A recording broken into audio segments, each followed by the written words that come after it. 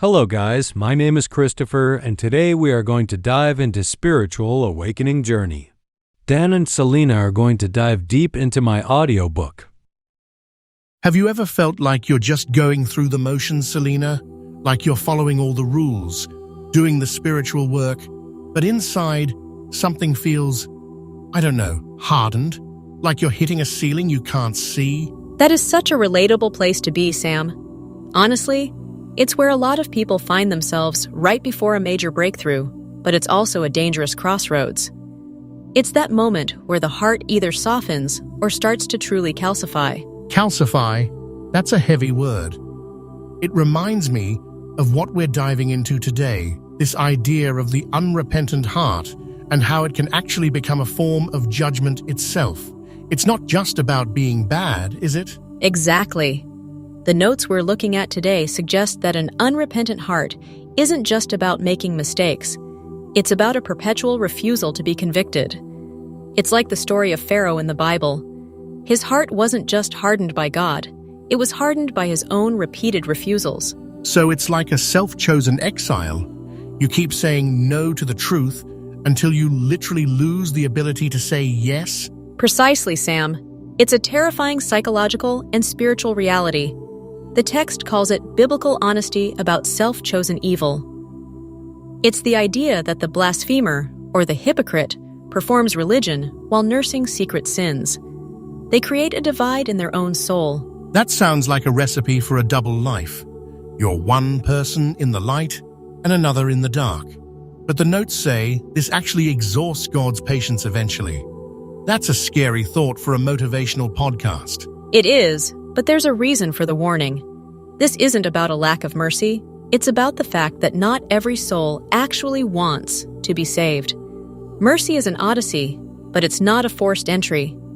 You have to be a willing participant in your own transformation. I like that. Mercy is an odyssey. It's a journey. And that journey apparently requires a lot of discernment. Because, according to these notes, the path is narrow and full of deceptions. Even Satan disguises himself as an angel of light to throw us off. Right, which is why we need more than just good vibes. We need deep spiritual intelligence. We have to test the spirits. Just because something feels spiritual or prophetic doesn't mean it's coming from a place of truth. So, how do we tell the difference? If I'm sitting there and I get a sign or a feeling, how do I know if it's a divine nudge or a clever distraction? Well, Selena would say that wisdom starts with the psychology of the seeker. We have to look at our own egos.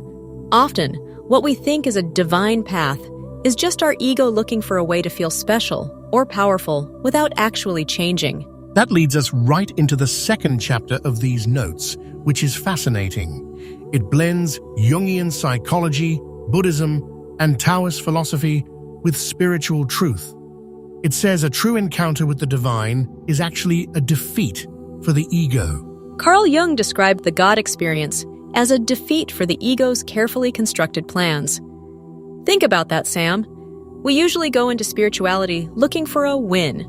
More peace, more success, more clarity. But the real encounter often starts with a total loss of control. That's so counterintuitive.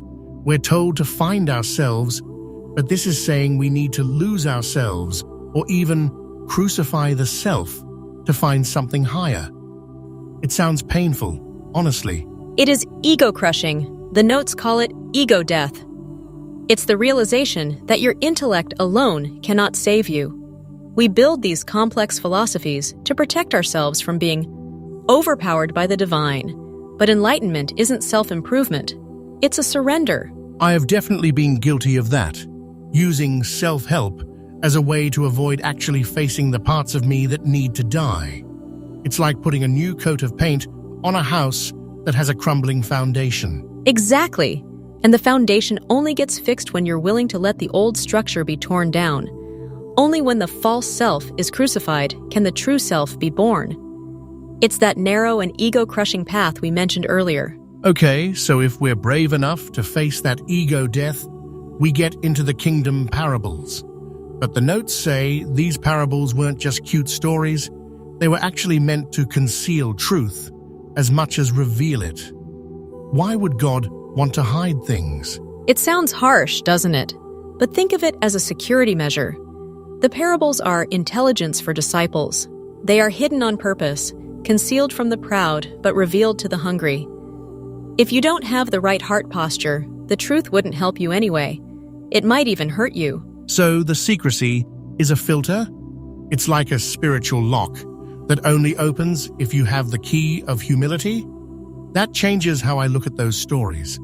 They aren't just lessons, they're tests. They really are. And one of the biggest things they reveal is the demonic nature of narcissism. The notes suggest that narcissism isn't just a personality trait or a psychological diagnosis. It's often a demonic assignment designed to block spiritual progress. Wait, that's a huge claim. Narcissism as a demonic assignment? Tell me more about that, Selena.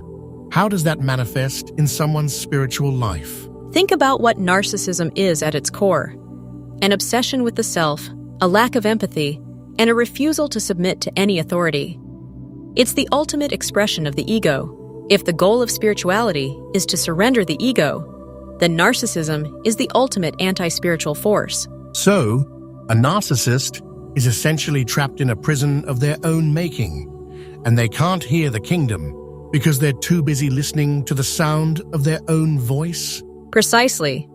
They stay outside the kingdom, not because God kicked them out, but because they refuse to pass through the gate of surrender. The wisdom here is to let go before you are judged.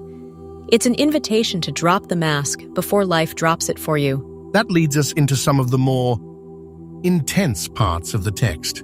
Spiritual warfare.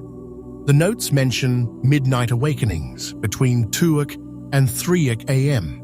I've definitely had those nights where I'm wide awake for no reason. Is that what we're talking about? It could be. The notes call these divine summons. It's the idea that the 2 to 3 a.m. window is a time for dismantling demonic strongholds through prayer and fasting. It's when the world is quiet and the spiritual atmosphere is different. I've always just assumed it was stress or too much caffeine. But you're saying there's a strategic reason to be awake then? Like we're crossing paths with the unseen head-on? That's the perspective here. It's about recognizing that we are in a constant state of warfare, whether we realize it or not. The notes say you are either under authority or in bondage. Self-reliance is actually the devil's favorite trap. That's a tough pill to swallow. We're taught from day one to be self-reliant, to be self-made. But this is saying that very independence is what makes us vulnerable. It's a paradox, Sam. The notes say, His strength is perfected in my weakness. God chooses the wounded because they are the ones who know they need help. If you think you've got it all figured out, you're actually in the most danger. It's like being a soldier who refuses to wear armor because he thinks he's too strong to get hit. So, the weakness isn't a flaw, it's actually the gateway to supernatural courage. Exactly. And that courage is needed because the thieves, the spiritual forces that want to steal your peace and your purpose, are relentless. But there's also angels on assignment helping us. It's a very active, very crowded spiritual landscape. Let's talk about the divine architecture mentioned in chapter 5. This part blew my mind. The idea that history isn't just a series of random events, but a carefully constructed archive of symbols and patterns. It's a beautiful concept. The text mentions things like Solomon's giant guards, the secrets of Herod's temple, and even the symbolism in the life of Joseph. It suggests that the ancient world was thick with spiritual reality, and we've just forgotten how to see it. The notes mention giants walking the earth and unseen powers shaping cities. It sounds like something out of a fantasy novel, but the text treats it as historical and spiritual fact. How does that apply to us today? It applies because it shows us that God is the sovereign architect. Even when human history looks chaotic or cruel, wars, betrayals, personal losses, there is a pattern underneath. The Lord sits above the flood, as the text puts it. I love that image. Sitting above the flood. It's like, even when the world is drowning in chaos, there's a throne that isn't shaking. But it's hard to believe that when you're the one in the water, Selena. It is incredibly hard. But look at Joseph's story. He was betrayed by his brothers, sold into slavery, and spent years in a dungeon. From his perspective, it was a disaster. But it was all part of the divine architecture to save a nation. The betrayals were actually strategic positioning. So, my worst-case scenario might actually be God's perfect timing. The notes call this Kairos time versus Chronos time. Can you explain the difference? Sure. Chronos is the clock on your wall, seconds, minutes, hours. It's linear, but Kairos is God's opportune sacred time. It's the appointed time for a breakthrough. You can't rush Kairos, but you can certainly miss it if you aren't discerning. How do we miss it? Is it like missing a train? Does the architecture just move on without us? In a way, yes. The notes say blindness leads to missed appointments. If you're too focused on your own plans, your Chronos schedule, you might miss the Kairos moment where God is trying to open a door. That's why silence and listening are so critical. The text also mentions a specific timeline, 2024 to 2026, as a potential jubilee or a significant prophetic window. That's very specific. What does that mean for us right now? It means we're in a season where the architecture is becoming more visible. Whether or not those specific dates are exact, the message is the same. Discern the season you're in. Don't try to plant in winter or harvest in spring. Align yourself with the sacred seasons. That makes so much sense.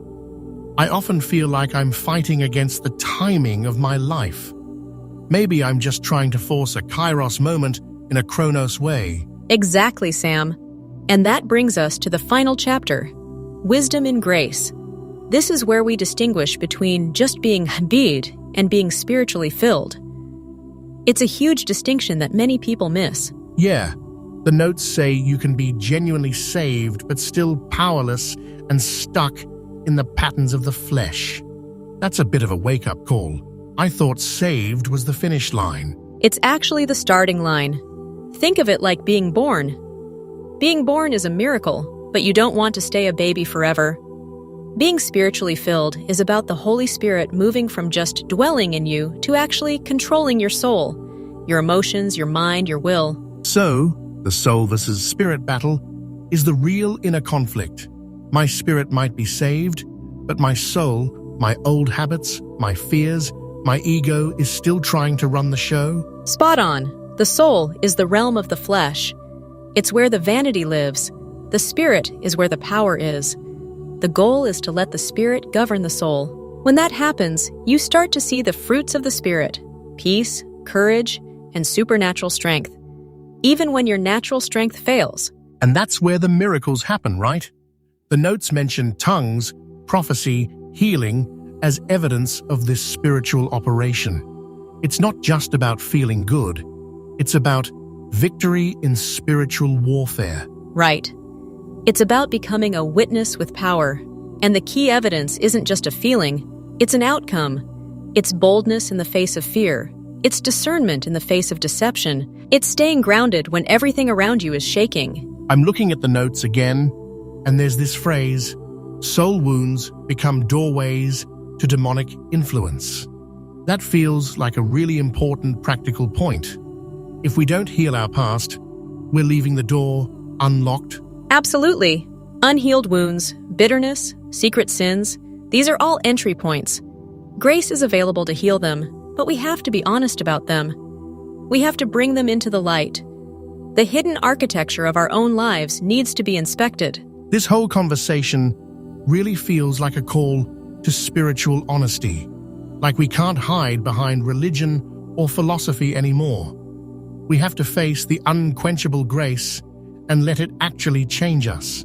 It's a movement, Sam. From raw biblical narrative to psychology, through the kingdom secrets, and into practical grace. It's all one journey. The goal is resurrection, but you can't have a resurrection without a death first.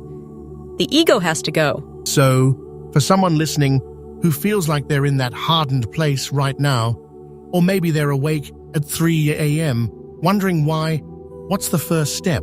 What can they do today? I would say start with silence. The notes emphasize silence as a test. Stop trying to talk your way out of it or study your way through it. Just sit in the silence and ask, what am I holding on to that's keeping me from surrendering? That's a tough question to ask yourself. What am I holding on to? It might be a grudge, it might be a dream that isn't God's dream for you, or it might just be the need to be right. Exactly. And once you identify it, give yourself permission to let it go. Remember, let go before you are judged. It's not a threat. It's an invitation to freedom. The narrow path is only narrow because you can't bring all your extra baggage through it. I love that. The path isn't narrow because God is stingy. It's narrow because it's meant for the true self, not the inflated ego. Selena, this has been so eye-opening. I feel like we've just scratched the surface of these sacred archives. We really have, Sam. There's so much more to explore about the divine patterns and the prophetic timelines, but it all comes back to that one thing: surrender. Everything else, the miracles, the wisdom, the peace, flows from that one yes. So, here's a challenge for everyone listening. Tonight, if you find yourself awake in those early morning hours, don't reach for your phone. Don't try to go back to sleep immediately. Just listen.